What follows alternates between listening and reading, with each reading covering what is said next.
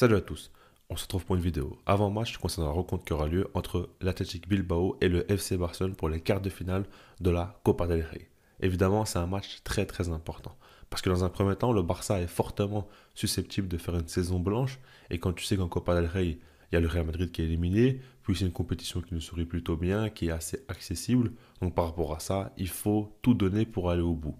En plus, tu sais qu'au mois de février, il y a quand même la Ligue des Champions qui arrive, il faut redresser la barre, retrouver une bonne dynamique pour pouvoir au moins essayer d'aller en quart de finale, ce qui est jouable. Donc par rapport à tout ça, il faut à tout prix gagner ce match. Maintenant, par rapport à notre adversaire, Bilbao, eux, ce qu'il faut prendre en compte, c'est qu'en championnat, ils ont seulement 3 points de moins que le Barça. Donc ils ont quand même une bonne dynamique, surtout qu'ils ont fait une série assez dingue de 14 matchs de suite sans défaite.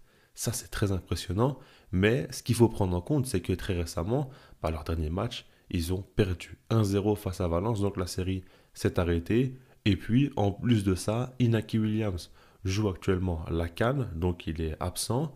Et Nico Williams est sorti sur blessure lors du dernier match. Maintenant, on parle du fait que Nico Williams pourrait tout de même jouer. Mais dans tous les cas, Inaki est absent et Nico ne sera pas à 100% dans le meilleur des cas. Donc par rapport à ça, il y a quand même un monde où le Barça peut en profiter. Parce que la série d'invincibilité aussi est terminée, donc il y a un petit manque de confiance, un petit peu de doute, et tout ça, il faut le prendre en compte. Maintenant, tout de même, ce qu'il faut aussi dire, c'est le fait qu'ils jouent à domicile, à San Mamés, et leur stade est l'un des meilleurs du championnat. On sait très bien qu'il y a une ambiance exceptionnelle à chaque fois, et que les supporters arrivent à booster les joueurs, notamment dans les gros matchs, pour qu'ils puissent tout donner, et ça fait qu'on connaît déjà la physionomie du match. On sait que c'est quand même une équipe qui va chasser assez haut le Barça, qui a une grosse pression, qui va tout faire pour ouvrir le score avec l'aide du public. Et donc, on s'attend à une grosse intensité.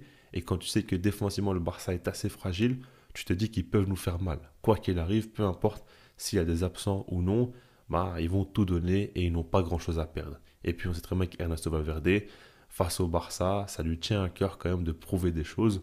Donc là, face à Xavi, il va vouloir à tout prix briller. Maintenant, du côté du Barça, justement, Xavi a montré de belles choses. Face au Real Betis, on a eu une victoire 4-2. Déjà, il y a 4 buts marqués, c'est une bonne chose. Maintenant, ce que j'aimerais dire, c'est que dans le jeu, on a vu beaucoup de positifs. Certes, après le deuxième but du Barça, il y a eu un gros relâchement. On va dire un bon quart d'heure où tu t'es fait dominer, tu as beaucoup souffert et tu as montré quand même encore une fois beaucoup de lacunes défensives. Mais en dehors de ça, il y a quand même de l'espoir. Comme je vous l'ai dit, cette victoire-là pourrait relancer une dynamique côté Barça, relancer un petit peu la saison. Il faut à tout prix y arriver et tu arrives quand même dans un bon moment. Parce que tu as gagné face au Real Betis, tu as repris de la confiance, on l'a clairement vu du côté des joueurs, du coach. Et puis, l'Athletic Bilbao a quand même cassé sa série d'invincibilité déjà face à Valence. Et il n'y a pas Inaki Williams, c'est peut-être pas Nico Williams à 100%. Donc c'est vraiment le moment pour en profiter et pour pouvoir gagner ce match-là. Maintenant, attention tout de même, parce que comme je vous l'ai dit, par rapport au fait que sans ballon, le Barça est assez faible. On voit quand même une équipe qui a des difficultés pour s'aligner correctement. Face au Real Madrid, ça a été dramatique, mais face aussi au Real Betis lors du dernier match, ça a été compliqué. Maintenant, globalement, on voit quand même que des joueurs comme Frenkie de Jong sont en grande difficulté. Le fait est qu'il n'y a pas un réel numéro 6 dans cette équipe-là, ça pose problème. Donc, dans les phases de jeu où le Barça est dominé, c'est compliqué, mais le pressing aussi est moins bon, le contre-pressing aussi. Donc, tu subis plus. Et par rapport à ça, déjà, Araujo montre que son niveau, en ce moment, il a chuté. Je ne sais pas ce qu'il a, mais il est beaucoup moins performant. Koundé n'est pas du tout fiable, même s'il sort d'un plutôt bon match. Et donc, par rapport à ça, tu sais que défensivement, tu es très prenable. Et puis même, je ne parle pas forcément de la Peña qui fait pour moi des matchs catastrophiques. J'en parle pas trop parce que c'est un jeune joueur qui n'est pas forcément prêt. On le sait, c'est Ter Stegen qui est blessé. Mais en ce moment, voilà, on voit que il y a de gros problèmes de ses sorties qui sont inexistantes. Il ne sort jamais de sa cage. Il a un gros manque de communication. Et puis, il fait peu d'arrêts décisifs. Donc vraiment, on a un gardien qui est très mauvais en ce moment, même au niveau de ses sorties sur les corners, etc. Enfin, il y a trop de défauts. Donc Bilbao a de quoi faire mal. Et ils vont faire mal et ils vont certainement marquer. Et moi, ce qui m'inquiète, c'est le fait que le Barça pourrait couler. Parce qu'on sait qu'il y aura une ambiance hostile. Le fait est que le Bilbao va tout faire dans les premières minutes, dans la première période en tout cas, pour donner un maximum d'énergie, pour marquer un maximum de buts. Et si jamais il y a un but qui tombe assez tôt, ça pourrait enchaîner. Je ne dis pas que le Barça va se faire humilier, mais le fait est que mentalement, c'est une équipe quand même assez faible et qui pourrait vite lâcher l'affaire. Donc par rapport à ça, il faut faire attention Et c'est pour ça aussi qu'offensivement, il va falloir être efficace à nouveau. Ferran Torres, on n'était pas content avec lui, il a mis un triplé, bah, qui continue comme ça. Disons tous qu'on n'est pas content de lui, qui continue à mettre des triplés, qui nous fasse son requin. On s'en fout de quel personnage il veut nous faire ou je ne sais quoi, du moment qu'il met ses buts. Et si jamais il le fait encore une fois, on sera très content. Mais en tout cas, voilà, globalement, il faut être quand même assez décisif. Il va falloir aussi leur faire mal. Si jamais le Bilbao joue haut, pourquoi pas tenter quelquefois sur certaines séquences du jeu long pour pouvoir casser le bloc, on va dire, qui va être assez haut de Bilbao et trouver des espaces pour en profiter. Ça serait quand même assez intéressant. Maintenant, au niveau de ma compo, je vous l'affiche dès maintenant avec Inaki Peña dans les cages, Koundé, Araujo, Pau, Koubarsi, avec Baldé, au milieu de terrain, Gundogan, Pedri, De Jong, et puis devant, Lamine Yamal, Ferran Torres et João Félix. Alors déjà, par rapport à Pau, Koubarsi, on sait très bien qu'il est sorti, on ne sait pas trop si c'est vraiment une blessure. Moi, je pense plutôt que c'est des crampes, et fait qui voilà, ça a été trop d'efforts pour lui. Peut-être que c'est pas forcément très bon qu'il enchaîne. Maintenant, évidemment, s'il n'est pas apte, je mets Inigo Martinez, qui connaît très très bien Bilbao, il connaît très très bien ce stade. Mais pour moi, il a fait un tel match que je veux le revoir. Parce qu'à la relance, il apporte énormément. Quand tu n'as pas un vrai bon 6, si tu as un joueur comme lui qui t'apporte, ça peut aussi beaucoup aider. Et puis, même en termes de réactivité, le fait est qu'il soit plutôt rapide, intelligence de jeu, lecture, calme assez dingue, il était beaucoup plus calme que Koundé sous pression, ça c'est quand même impressionnant.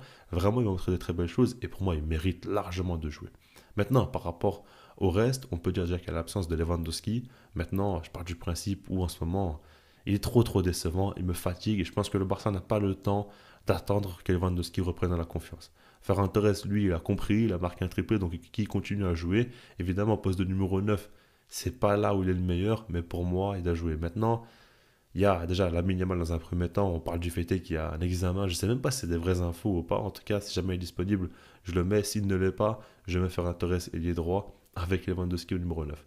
Maintenant, par rapport à Joao Félix, c'est là un petit peu la surprise que je fais en réalité, parce que Joao Félix, selon moi, il doit jouer ce type de match-là, très important pour le Barça, où il va falloir marquer des buts, absolument, lui, il peut le faire, il va falloir maintenant qu'il confirme pour de bon. Parce qu'on a l'impression avec lui qu'il choisit un petit peu ses matchs et que des fois il est excellent et des fois il est vraiment inexistant et il sert absolument à rien sur le terrain. Et aujourd'hui, on veut qu'il montre son vrai visage. Le fait est que ce soit un joueur qui est ultra talentueux, mais qui est un peu trop nonchalant, qui, on va dire, se donne pas assez à fond sur le terrain, qui se pose trop de questions, ça, on ne veut surtout pas voir. Maintenant, par rapport à tout ça, ce que j'aimerais dire par rapport à la compo pour terminer, c'est que dans l'idéal, j'aurais voulu un numéro 6. Peut-être Christensen qui aurait pu jouer à ce poste-là, mais actuellement, il s'est encore blessé, il est absent, il a des douleurs, des gènes, etc. Comme d'habitude. Et puis Aurel Roméo, j'ai pas trop envie de le voir. Donc je repars sur Gundogan de Jong. Maintenant, je vous dis la vérité, pour moi, ce n'est pas la solution. Si on continue comme ça, on va toujours continuer à subir pas mal d'actions des équipes en face. Il y a beaucoup trop d'espace entre le milieu de terrain et la défense, je n'arrête pas de le dire. Donc par rapport à ça, il faut bien le prendre en compte. Maintenant, je pars du principe, ou en tout cas dans ce match-là, il y a de quoi faire offensivement. Il va falloir maximiser le jeu là-dessus et essayer vraiment de marquer un maximum de buts. Mais pour la suite, il faut que Xavi trouve un équilibre beaucoup plus sain. Maintenant, pour mon pronostic, personnellement, j'ai envie d'y croire. Par rapport au fait que Bilbao n'arrive pas dans la meilleure période, ils sont clairement prenables. Le fait est que le Barça a repris de la confiance et que c'est le moment. Ils vont tout donner. Je pense que Xavi aura aucun mal à motiver ses joueurs parce que là, l'enjeu est très présent. Et puis surtout, ils ont tellement été décevants que là, ils doivent à tout prix relever la tête et faire plaisir aux supporters et même se faire plaisir à eux-mêmes. Donc par rapport à ça, j'imagine une victoire. En tout cas, dites-moi vous dans les commentaires sans penser par rapport à tout ça. Et puis sinon, moi, je vous dis peace.